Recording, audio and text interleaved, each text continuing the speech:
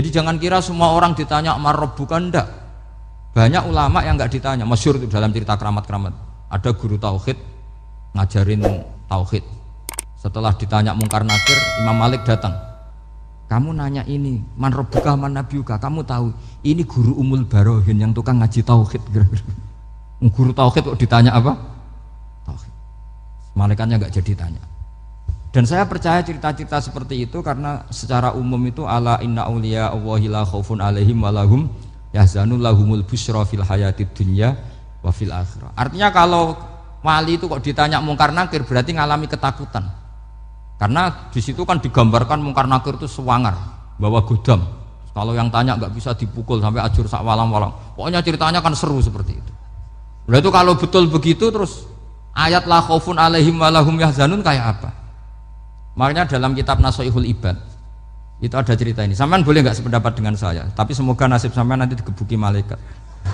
Karena orang itu akan mengalami seperti yang dirasakan. Ana indadzoni abdibi. Saya ndak bayangkan akan mengalami itu. Makanya saya ini ngajar tauhid terus. Paling ndak kalau ditanya marrabbuka man nabiyuka, sampean tahu profesi saya. Saya ini pengajar tauhid. Dan biji saya 9. Dulu saya di MGS kalau ada teman bijinya tauhid kok 4 terus gak ahli swarga, tauhidnya jeblok. Dari kalau bijinya 4 terus gak ahli swarga, tauhidnya apa? Jeblok. Tapi yang bijinya 9 ahli swarga, tauhidnya itu saya dulu bijinya 9. Terus 9 terus sampai tamat. Karena nggak ada biji 10. Karena kalau 10 itu kan terlalu sempurna, nggak baik lah manusia kok sempurna gitu. Jadi sudah 9 aja kan gitu. Tapi sebetulnya pantasnya ya dapat 10. Mergo saake, mergo tenan enggak tahu saya.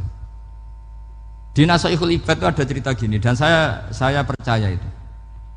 Di sarahnya itu. Juga di sarah apa itu yang di sarah Syekh Nawawi itu. Pokoknya saya kalau ingat Raden Asnawi pasti ingat Syekh Nawawi. Saya tidak memastikan apa murid guru apa saling istifadah, yang jelas itu teman dekat, teman fil ilm.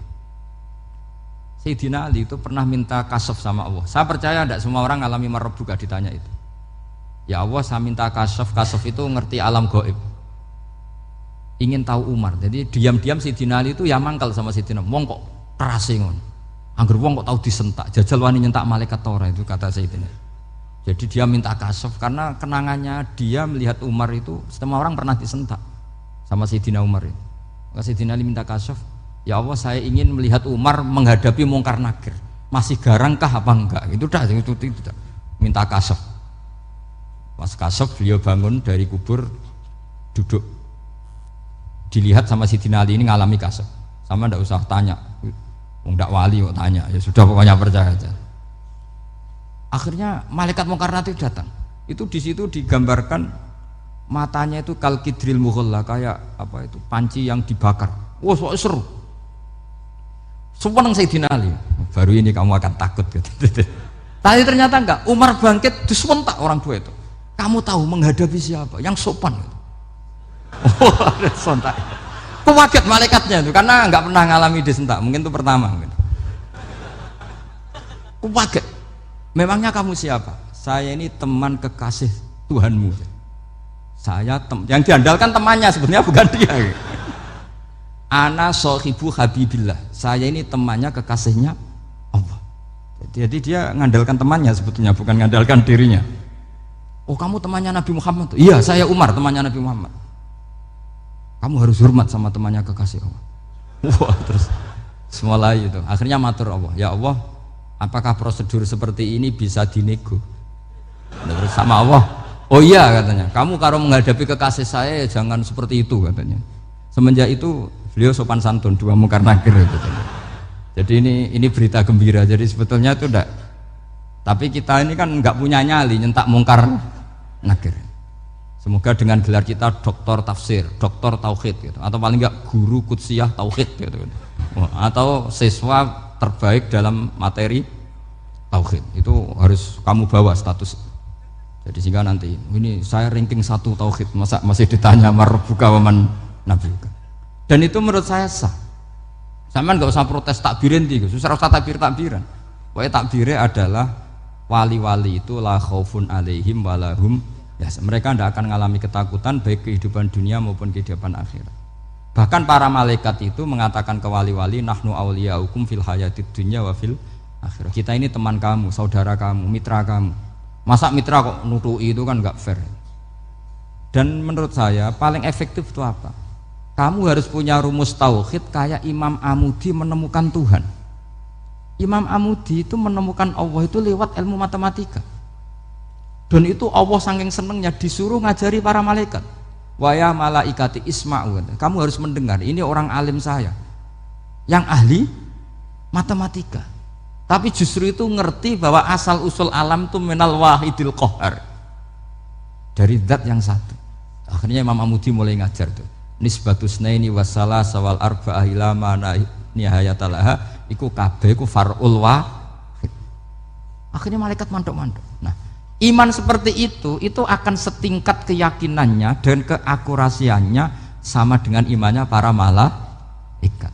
Makanya Nabi ngendikan tu baliman amanabi walam yaroni. Sebagian riwayat disebut sab amarot. Nabi ngendikan sampai 7 kali.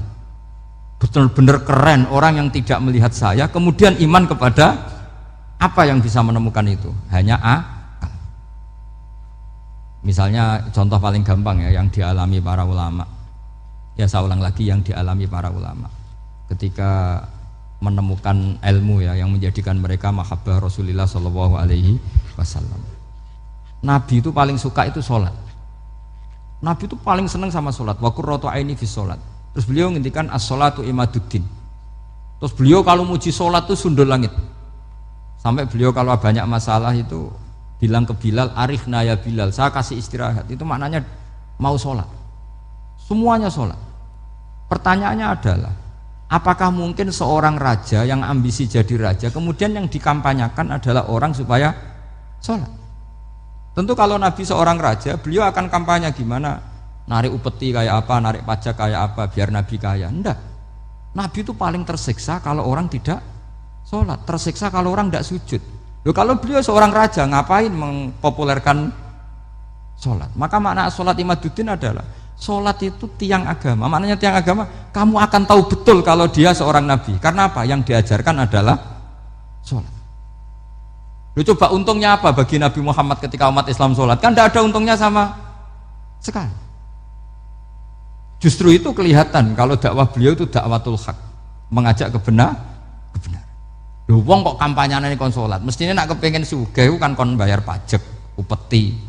Tapi enggak, Nabi itu ngajarkan apa? Orang supaya